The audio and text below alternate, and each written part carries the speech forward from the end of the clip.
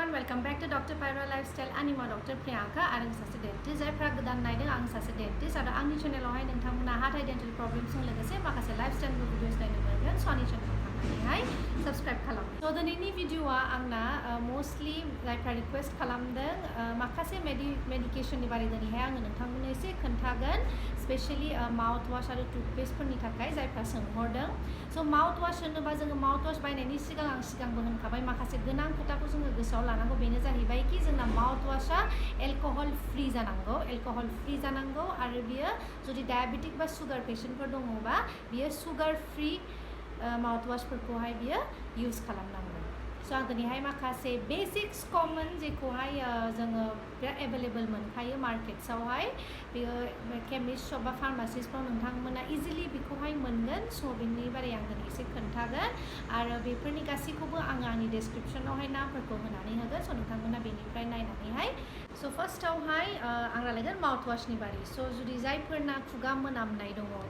बा बिदिनो खुगा सिंफ्रावहाय आलसार्स माने गाराय बा लिजन्सफोर जाबाय थायो बा बिदिनो हाथाइ मोदोमनिफ्राय थै ओंखारो ब्रास खालामबा थै ओंखारो जेखौ होनो जिन्जाइभाइटिस बेफोरबायदि जुदि जादोंबा जोङो माखौ यूज खालामनांगौ जोङो मोनसे दङ क्ल'रहेक्सिडिन माउथवाश होननानैहाय फैयो जोङो बेखौहाय यूज खालामनो हायो आरो नोंसोर जेब्लायबो जेब्ला नोंसोर माउथवाश बायगोन गाहायावहाय एन्टिसेप्टिक एन्ड एन्टिप्लाक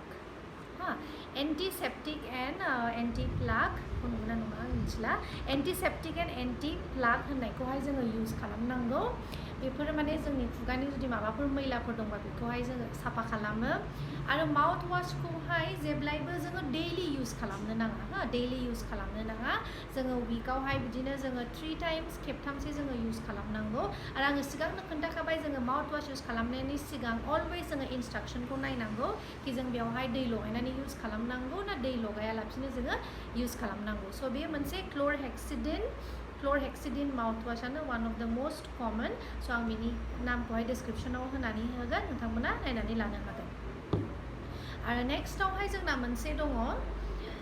क्ल'रेक्स बेबो क्ल'रहेक्सिडिनानो जोंना मेन जेनेरिक नेमा बे क्ल'रहेक्सिडिन माउथवाशानो खिन्थु नोंना भेरियास ब्रेन्ड्सफोर थायो नालाय ब्रेन्ड्सफ्रा आलदा आलदा जानो हागौ बाट मेन इनग्रेडियेन्टआ जाहैबाय क्ल'रहेक्सिडिन माउथवाशखौ जोङो यूज खालामनांगौ स बेबो एन्टिसेप्टिक एन्ड एन्टिप्लाक जोङो जेब्लायबो बेखौ नायनांगौ एन्टिसेप्टिक एन्ड एन्टिप्लाकआ गासिबो नोंसिना खुगा मोनामनाय माबाफोर खुगा सिंफ्राव गारायफोर जादों हाथाइ मोदोम थै ओंखारदों बेफोर गासैयावहाय एन्टिसेप्टिक एन्ड एन्टिप्लाक आरो दाना मेरला जोंना माउथवाशफोर दंसै जुदि हाथाइ मिजुनाय माबाफोर सोरनाबा मिजुनायफोर दङबा जोङो बिदिनो सेन्सिटिभनि थाखाय जोङो यूज खालामनांगौ जेब्लायबो बे गाहायावहाय लिरनाय थाखायो जोङो यूज खालामनो हायो होमबा जेनेबा सेन्सिटिभनि थाखाय स दा नेक्स्टआवहाय जोङो माखासे टुथपेस्ट आंनावहाय सोंहरदों वाइटेनिं टुथपेस्ट स वाइटेनिं टुथपेस्टआ जाहैबाय जोंना हाथाइखौ गुफुर खालामग्रा दा मार्केट्सआव मेरला वाइटेनिं टुथपेस्टफोर दङसै बाट वाइटेनिं टुथपेस्ट यूज खालामनायनि सिगां माखासे गोनां खोथाखौ जोङो गोसोआव लाखिनांगौ जे वाइटेनिं टुथपेस्टआवहाय माखासे बुस्थुफ्रा बिराद माने जेखौ जोङो टुथपेस्टआव होनो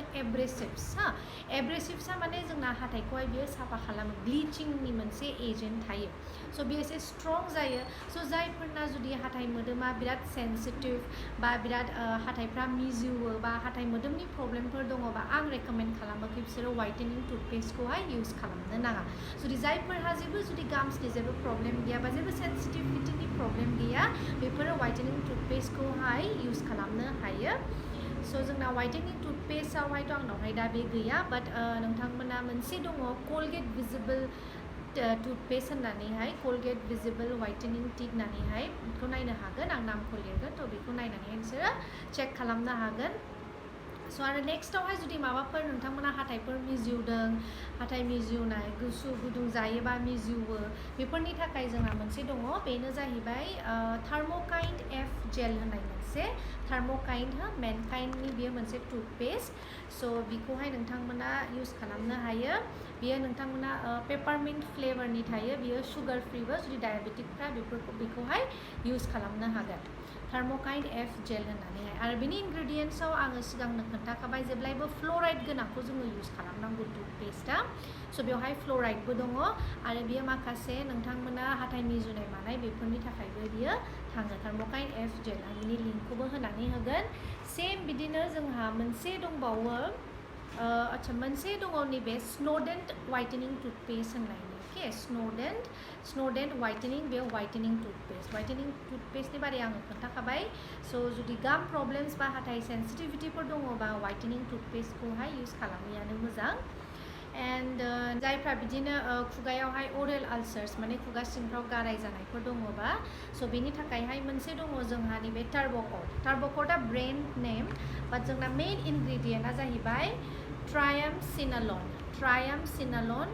अरो मिउक'जल पेस्ट बेखौ आखायावहाय एसे लानानैहाय जोंनि अरेल आलसार्सफ्रावहाय फुननानैहाय लानांगौ स' बेखौबो आङो डिसक्रिपसनावहाय होनानै होगोन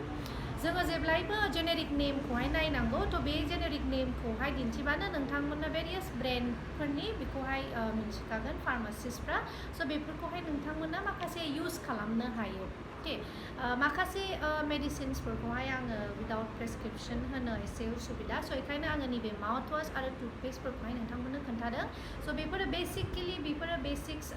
एभेलेबल स' जुदि बेफोरजोंहायबो जुदि मोजां जायाखैसैबा आङो जे होनखाबाय जोङो डेन्टिस्टनावहाय थांनांगौ डेन्टिस्टनावहाय जोङो ट्रिटमेन्ट लानांगौ बिकज नायबासो खुगायावहाय मा जादों बेखौ मिन्थियो बाट अभारअल बेफोर माखासे मेडिसिन्स जेखौहाय जोङो इउज खालामनो हायो आरो मोनसे जोंहा दंबावो जुदि हाथाइ मोदोमफोर बुदोंबा हाथाइ मोदोमनिफ्राय थैफोर ओंखारदोंबा मोनसे बियो दङ हिमालया हायरा गाम एक्सट्रिंजेन्ट होननाय बेखौहायबो इउज खालामनो हायो बेखौहाय नोंथांमोना आखायावहाय एसे ड्रप्स लानानैहाय गासिबो हाथाइ मोदोमावहाय फुननानैहाय लानो हायो स' बेफोर माखासे प्रडाक्ट्सनि माबाखौहाय आङो नामफोरखौहाय डिसक्रिपसनावहाय होनानै होगोन स' नोंथांमोना थांनानैहाय बेखौ इउज खालामनो हागोन आरो एज इउजुअल आं होनखाबाय जुदि प्रब्लेमफ्रा जुदि बांद्रायबा जुदि बांद्रायफोर जादोंबा बांद्रायफोर थै गदोंबा बांद्रायफोर जिन्जाभाइटिसनि प्रब्लेमफोर जादोंबा नोंथांमोना बेखौ फर शियर डेन्टिस्टजों थांनानैहाय दिन्थिहैजायो आसा खालामो आंनि बे भिडिअखौ मोजां मोनदों होननानैहाय जुदि मोजां मोनदोंबा please like comment share and subscribe आरो भिडिअसफोरखौ शेयार खालामनानै हो आरो बिदिनो आङो भिडिअस लाबोबाय थागोन नोंथांमोना कमेन्टआवहाय आंनावहाय सोंहरनो हागोन स' टिल माय नेक्स्ट भिडिअ टेक केयार बाय